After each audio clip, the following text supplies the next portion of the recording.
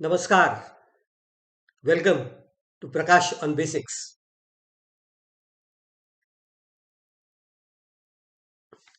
As Hinduism evolved, their gods underwent a change too. Uh, because gods represent the form of Brahma that we can relate to and understand by our simple means. And then with stability and affluence and the improvement in social structure, the nature of gods like Indra lost their importance. Gods associated with social development and progressed. Um, Also, the gods with smarter followers came to the forefront. Then things like control over fire increased, fear of nature, rain, etc. reduced. So naturally, those gods went out of limelight. Alternatives to yajna culture gained foothold. Puja, bhakti, aradhana were the easier options.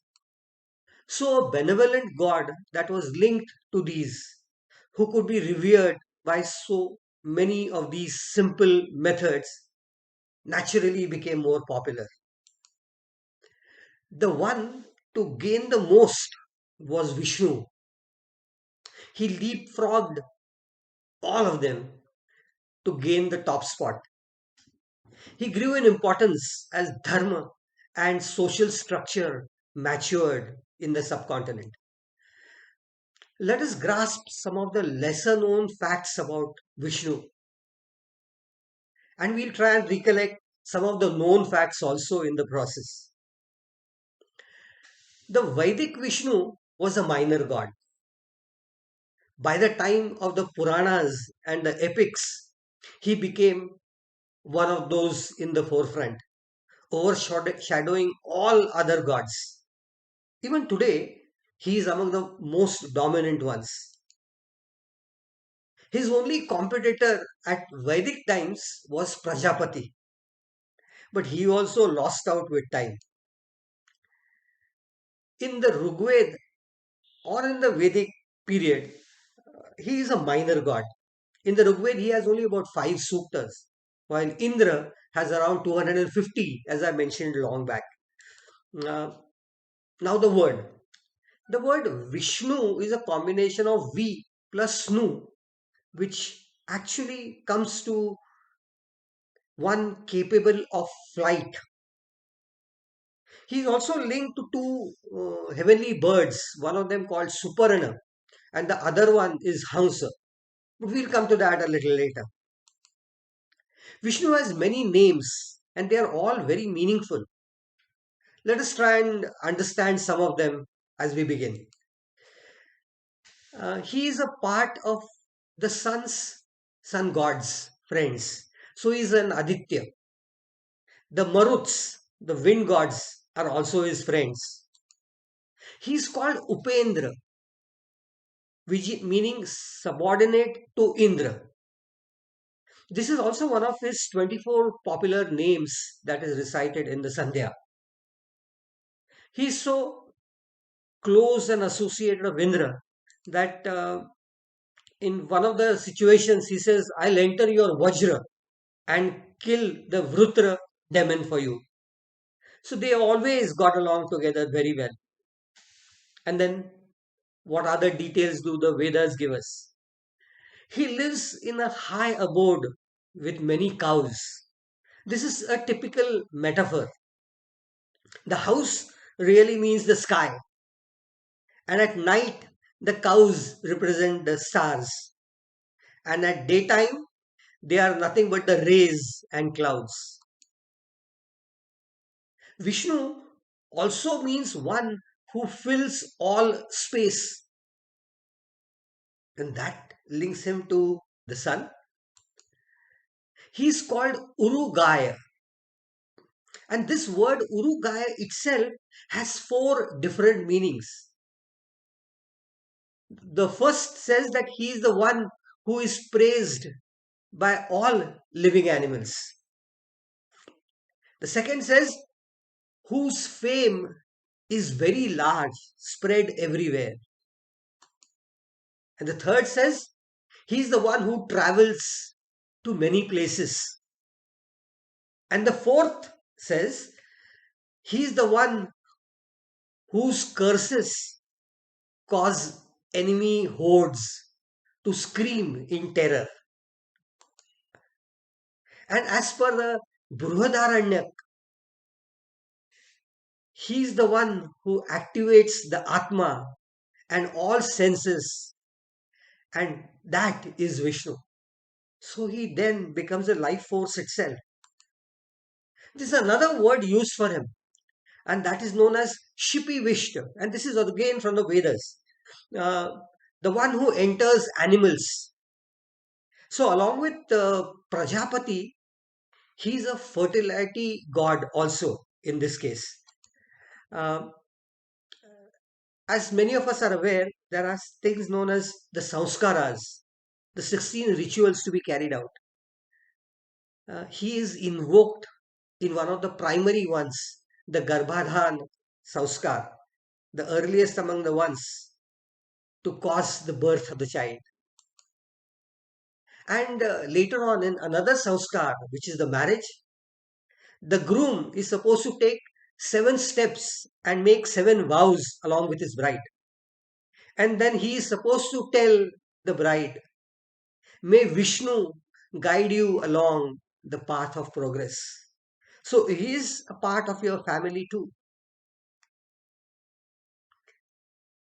And from the Ved to the epics and to the Puranas and even later, Vishnu and Surya, the sun god, are always linked together, both by their names and in stories also.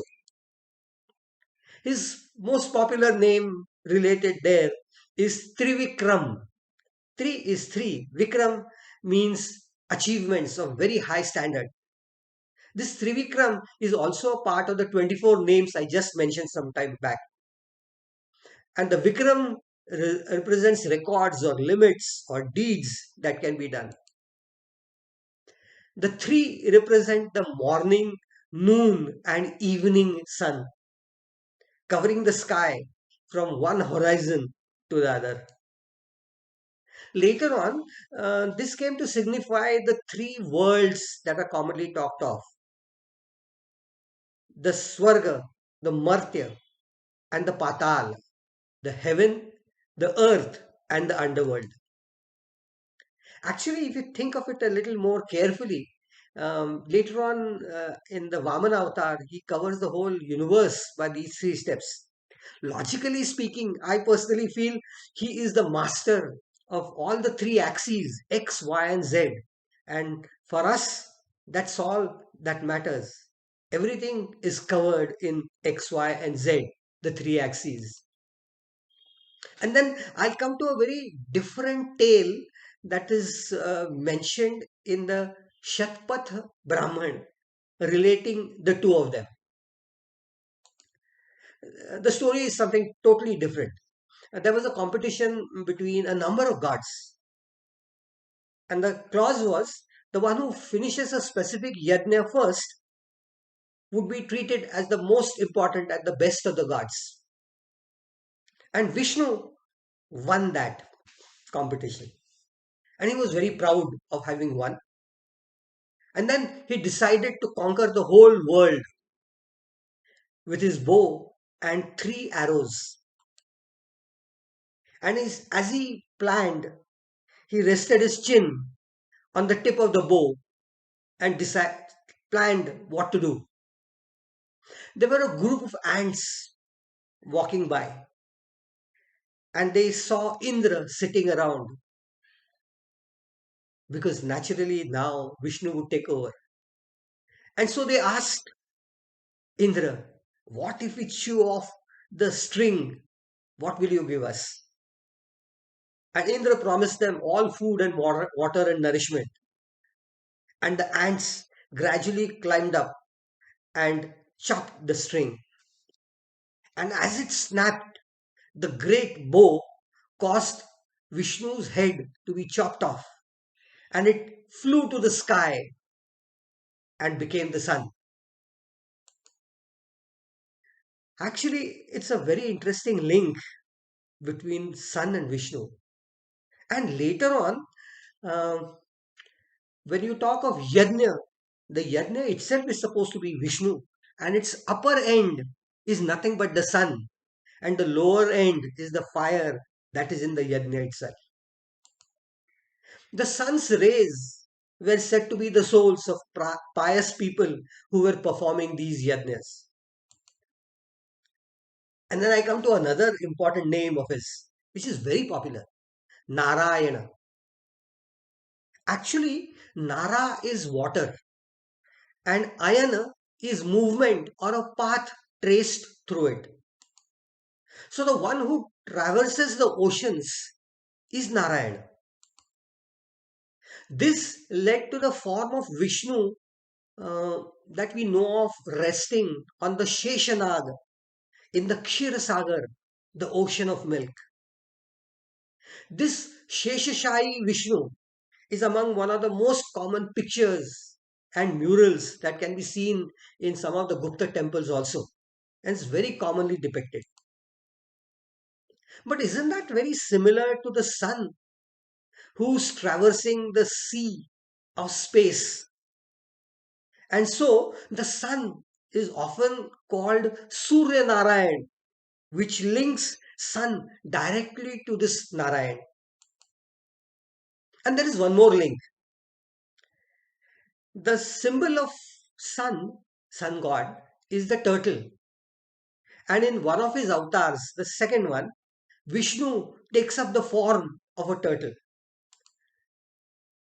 And then later on in the epics, in the Mahabharata, Narayan appears quite often, though he is then linked more to Krishna and is referred to a number of times. In the Maitrayaniya Upanishad, Vishnu is said to be the major food source of all universe. So his role of sustenance takes dominance again. And then I'll come back to Prajapati. Prajapati was believed to exist in three different forms: for creation as Brahma, for protection and sustenance as Vishnu, and for destruction as Rudra or Shiva. Later on, only these three remained as the dominant gods.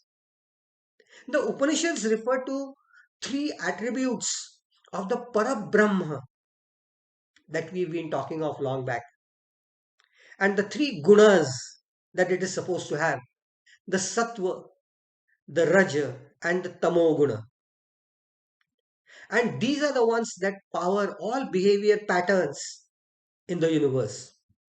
And there they are in the form of Sattva as Vishnu, Raja as Brahma, and Tama as the Mahesh. Again, the same three gods. And then, what about his location? It is believed that uh, after being free of all life cycles, that is moksha, the final destination is the abode of Vishnu. In the Bhagavad Puran, it is called the Golok. Actually, long back, if you remember, I mentioned that Go is more like sun rays. So it could be the space itself. And that again is the place of the sun. But the more common term for his abode is Vishnu, Vaikuntha.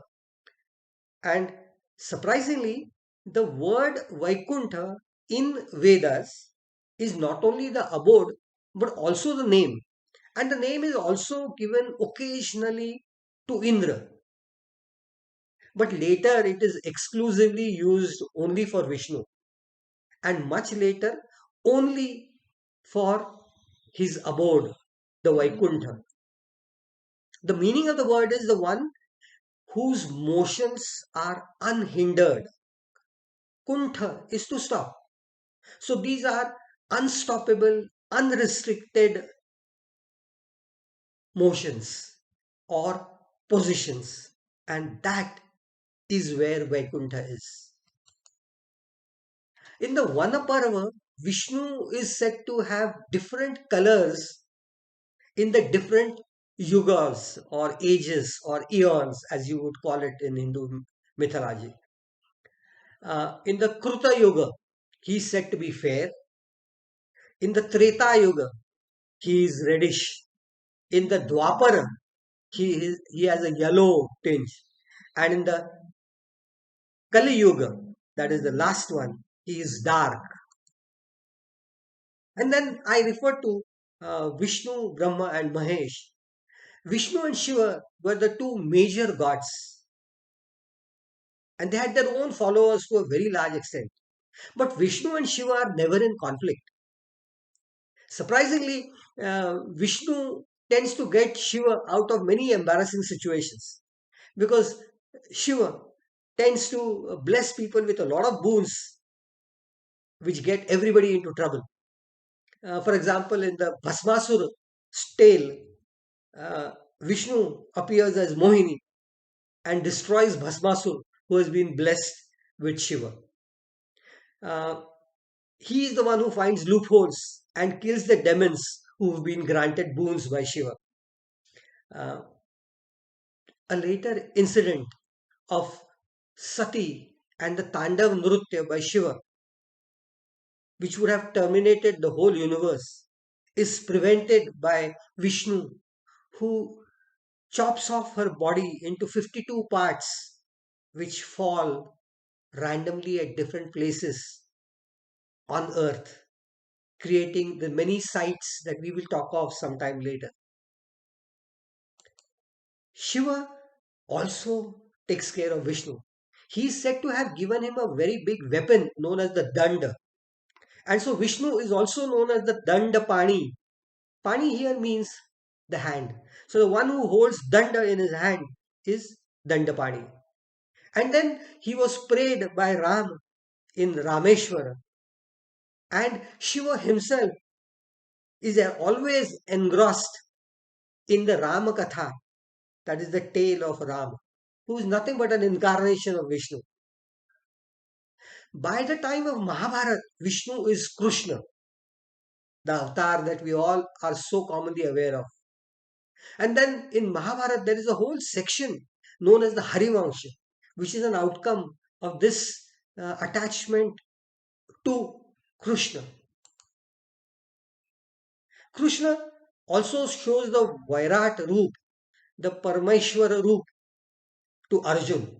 And he shows the Vaishnava form of the Virat Roop to a sage called Uttunga. That also is uh, in Mahabharata itself. And in one of the ages, uh, which is known as the Swayambhuva Manvantara, he appears as four greats: Nara, Narayana, Hari, and Krishna. And these are also some of the most popular names that were attached to Vishnu. In fact, it is believed that this Nara Narayan formed the pair of Krishna and Arjun in the Mahabharata. Vishnu has four hands, and in these four, he holds the Shankha, Chakra, Gada, and Padma, the conch, Panchajanya, which he tends to blow, Chakra, his Sudarshan Chakra, the weapon, his mace, and a lotus. Four hands and four objects. So it's quite natural that he could hold different ones in different hands. And this results into a possible combination of 24. And this 24 sets gives the 24 names of Vishnu that we are so much aware of. Keshav, Narayan, etc. All 24 of them are known to all Hindus all around. The Vishnu Sahasranam also gives 1000 names of Vishnu. So many of the names that we know of in Hinduism or of Hindus or of men or children are many a times linked to some name of Vishnu somewhere. And that indicates the amount of popularity that he has. His dominance in mythology is evident. In iconography, in all the murtis or the statues that you see, it can be noticed from all these 24 different positions that I was talking of. His dominance in religion is also equally high, and it is as good as second to none even today. And so many of the Indians come to a statement about Keshav. Keshav is again a name of Vishnu. It says, Akashat patitam toyam yata gacchati sagaram sarvadeva namaskaram Keshavam prati gacchati. So you may offer your prayers to anyone. Finally, as the rainwater reaches the sea, all your prayers are going to go at the feet of Keshava, the Vishnu's form. And this then is what Vishnu is. There is another area associated with him, and that is the avatar. That, my dear friends, will be some next Saturday that we will talk of. If you've liked whatever I have said, please like and subscribe to this channel. Tell your friends about this. Let them also get rich by knowing a lot of information associated with Indian philosophy and other areas. Till we meet again next Saturday. Namaskar.